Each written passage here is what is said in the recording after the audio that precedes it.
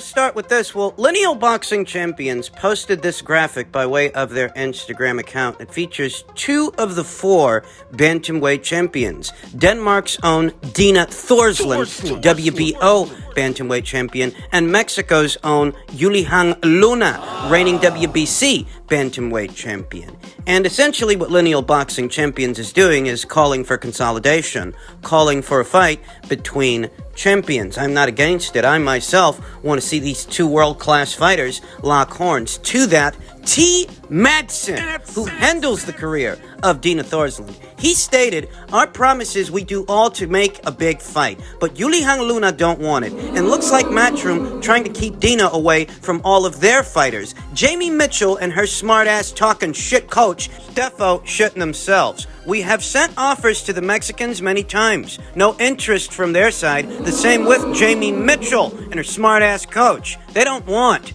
the big fights."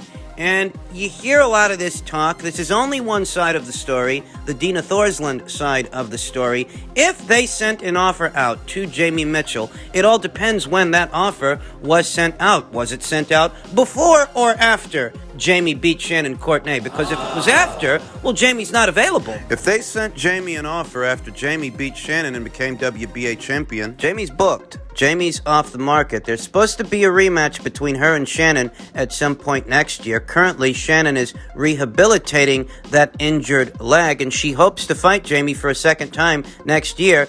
She wants her WBA title back. So if the Dina Thorslund people made Jamie Mitchell an offer for a Dina Thorslund fight, it really does depend on when the offer was made, because currently she's not available and hasn't been available since she beat Shannon Courtenay 2 months ago at the beginning of October. Perhaps Jamie can be excused for not taking Dina up on her offer, depending on when that offer was made, but the same cannot be said for Yulihan Luna or Ceci Roman. You gotta remember, there are 4 active reigning world champions in this division. Dina and Jamie are just 2 of them. That still leaves Mexico's own Yulihan Luna. That still leaves Argentina's own Ceci Roman. Now, I didn't see Dina's handler, T. Madsen. I didn't see him mention Ceci Roman. But he did mention Yulihan Luna. Yulihan Luna, who became this division's WBC champion late last year, a very high-profile win, one-sided beating of the then reigning champion Barbie Juarez. That's arguably the most high-profile win in the realm of beating a champion to be a champion. Beating Barbie Juarez means more for Yulihan Luna than beating Shannon Courtenay meant for Jamie Mitchell, because Barbie Juarez is a veteran, a legend of the sport, many successful title defenses. Yulihan Luna went in there and took that belt from her, took it from her the hard way. She beat the crap out of Barbie Juarez, and that was late last year. I expected more for Yulihan this year, but all she's done so far is fight 2 times against 2 girls that got upside-down records. For fighting those girls, why didn't she just unify with somebody? Opponents with upside-down records, losses in the double digits. For fighting in fights like that, if the Dina Thorslund people did in fact send Yulihan Luna an offer, why didn't she take them up on that offer? It's a legitimate question that needs an answer. You can understand why the Thorslund people might be frustrated. Dina Thorslund, who is now a 2-division champion. She was a champion at 122 pounds, and now she's a champion at 118 pounds. She didn't get to unify any titles up there at Super Bantamweight. Here at Bantamweight, she appears to be experiencing the same issue. There were no excuses for Yulihan Luna or Maria Roman to not unify with Dina. Because neither of them, these reigning champions, they didn't have the most eventful year. Now, did they? T. Madsen claims that Matchroom is protecting their respective ponies in that bantamweight show. What ponies do they have in that show? They have Shannon Courtenay, who we mentioned. She's booked as well. She's supposed to be fighting Jamie Mitchell for a second time. But that does still leave Ebony Bridges. Ebony's been out injured. Ebony hasn't seen any action since early September of this year, when she locked horns with France's own Melis Gangloff. And Ebony's hand, I believe it was her right hand, it became injured throughout the course of that fight. Thus, she wasn't able to squeeze in another fight before the end of this year. I vaguely recall Eddie Hearn making some mention of a potential world title shot, world title opportunity for Ebony going into next year. I don't know if it's going to be against Dina. Listen, I love Ebony. I've loved Ebony from the moment I laid eyes on it, but I'm telling you right now, she's not ready for a Dina Thorslund fight. She just ain't. If she's going to fight for a title, she wants to win one. Her best bet is Argentina's own Ceci Roman, not Dina Thorslund, who is fast becoming this division's apex predator. The way it breaks down, 3 of these girls are unavailable. Jamie Mitchell and Shannon Courtenay aren't available because they're supposed to be fighting each other for a second time. Ebony Bridges ain't available because she was injured in her last fight. Who knows who she's going to challenge for a world title early next year. That leaves Yuli Hangluna and Ceci Romang, who are available. Can't make excuses for them. They haven't been all that busy this year, so busy they couldn't have unified with Dina Thorslund, who's looking to unify, who's looking to consolidate titles in this weight class. I don't blame Dina and her handlers for being frustrated because some of these other champions, they don't exhibit the same hunger that she does. Dina's a killer, and I think they know that. There are some fighters out there, some champions, that are treating the situation rather carefully, with good reason. Because I reiterate, Dina Thorslund is fast becoming this division's apex predator.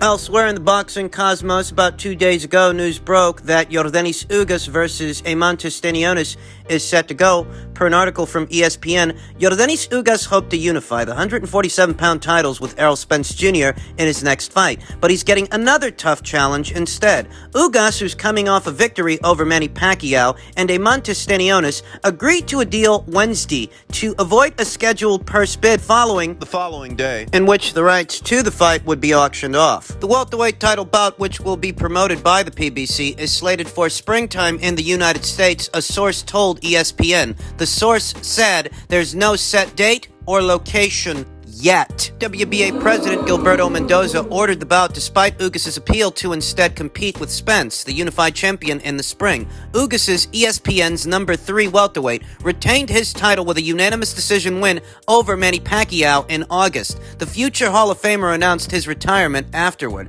The 35-year-old's only loss since 2014 is a controversial decision setback to Sean Portier in 2019. this news isn't being received well by Spence fans. They're not happy because they were holding out hope that somehow, some way, Yordenis Ugas would be able to wriggle out of that 4-man tournament that was ordered by the WBA earlier this year so that he could unify with Spence next year. Essentially, they wanted Ugas to be an alternative to a Crawford fight. An alternative like Sean Porter was an alternative like Mikey Garcia was an alternative. Crawford fans have been having a lot of fun with this. Because now they know that Errol Spence has very little excuses to not fight Terence Crawford, since Ugas is fighting Stanionis and Keith Thurman is supposed to be returning to action against Mario Barrios. Crawford fans have been having a lot of fun with this. The Crawford fans, who RK Sharma is very displeased and disgruntled with, he says, instead, I view all the Crawford fans hoping Ugas versus Spence won't happen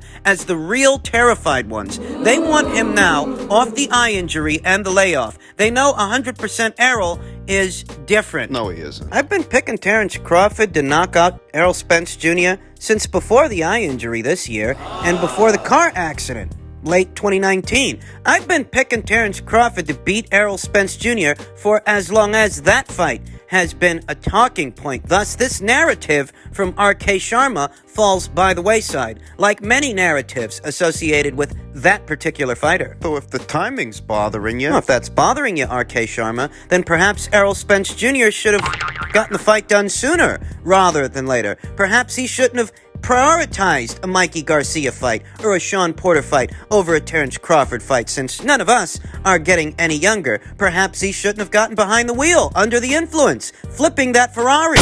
Don't start crying about the timing and eye injuries now. Errol Spence Jr. could have had this fight a long time ago. He thought it was more important to fight Sean Porter and Mikey Garcia. He did it to himself. Never had to take this long. He says they know 100% Errol is different. 100% Errol. The Errol Spence Jr. from before the car accident. Right. The guy that went life or death with Sean Porter. Right. That 100% Errol. The guy who landed something like 345 punches on a chubby lightweight, couldn't drop or stop him. Right. Is that 100% Errol? Because that's the Errol that ducked Terence Crawford. That's the Errol that chose to fight everybody but Terence Crawford. That's the guy who put Terence on the back burner ultimately leading him here. Another account that goes by the name Like No Other One, Iman, says, so now we support injustice to another person? I'm 100% for Bud versus Spence next, but realize the winner cannot become undisputed because it will take a year for the WBA four-man tournament to resolve itself. So this actually hurts all of them, not just Ugas. And to that, cry me a river, sweetheart. for the last 4 years, it's not Ugas versus Spence that the paying public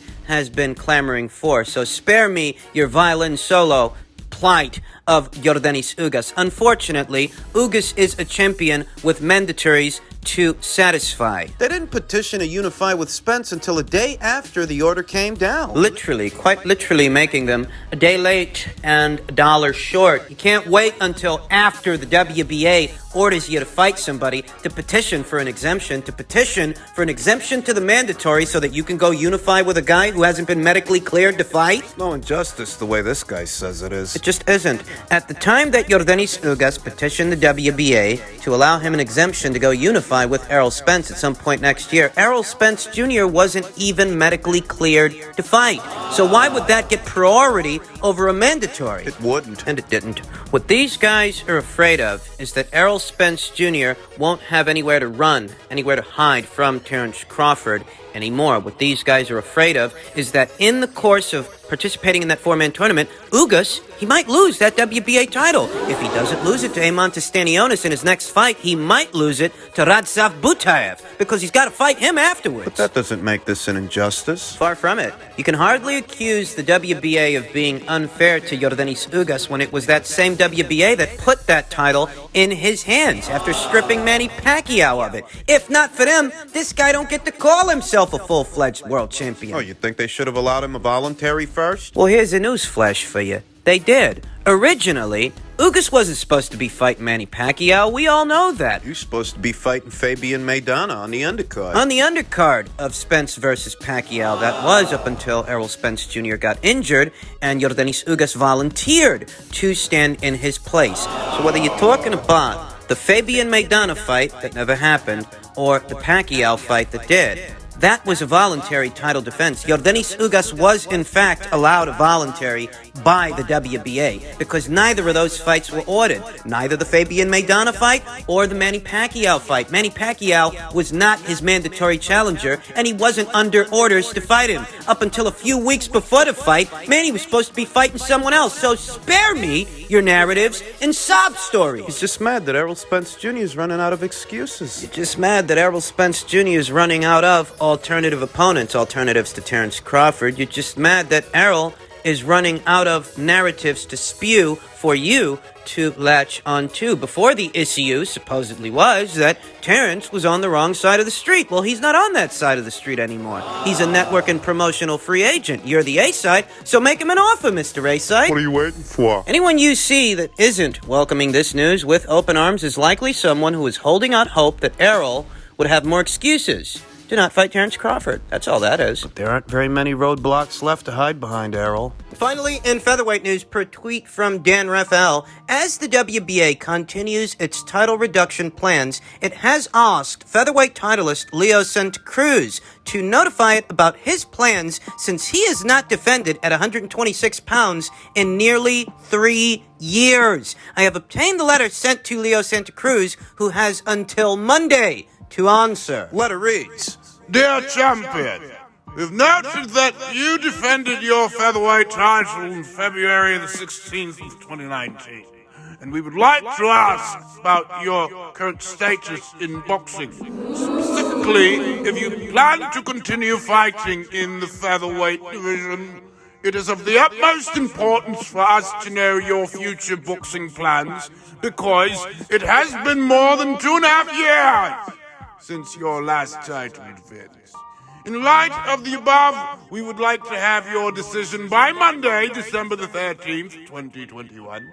We wish you all the success you deserve in the future, and also thank you for your respect and loyalty to the World Boxing Association. well, it's about fucking time they put the squeeze on that guy. You know, I remember some time ago when Eddie Hearn was petitioning the WBA to have Kansu, the reigning WBA regular champion, elevated to full champion since Leo Santa Cruz had already moved up in weight and picked up a title at 130 pounds. It had already been some time since Leo Santa Cruz had fought as a featherweight and defended his title there. I remember that Eddie Hearn petitioned the WBA to have Kansu elevated to full champion status so that Kansu could fight Josh Warrington, the then IBF featherweight champion, so he could fight him in a unification match. That petition, that request, was rejected. Also, that Leo Santa Cruz Also, he could hang on to it a while longer and not defend it. not unify it, not do anything with it aside from hold it hostage.